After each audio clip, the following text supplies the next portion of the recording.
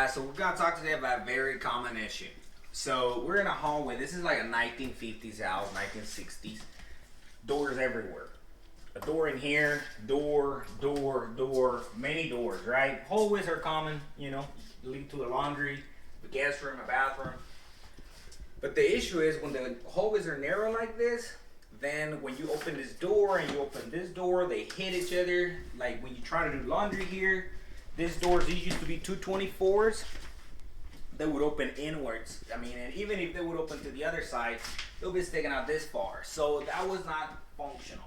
When people were trying to do laundry here, that always had issues and stuff. So one of the solutions this homeowner had was to add a barn door on this side, which, I mean, we will be posting pictures of this later. This be a barn door with frosted glass, pretty cool.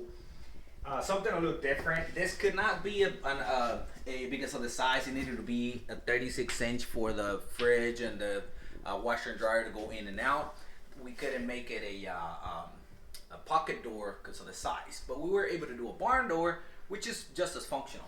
Now on this other side, we're doing a bathroom remodel on this side of the house, and this we were able to do the pocket door. As you can see, I mean, this is a love-hate thing. Some people like it, some people don't. I like them, but like I said, some people don't. They prefer the regular doors. They are space savers. That's all I can tell you. They are space savers. I mean, if you come into this bathroom, excuse the mess, we're in the middle of a remodel. We're gonna tear this toilet out, this flooring out, this whole thing is gone.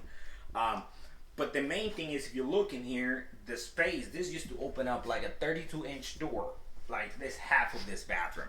So pocket door, space savers, solutions like that. If you're looking for something, some sort of solution for your small space, for your bathroom, for your crowded hallway, give us a call. We'll be more than happy to help you.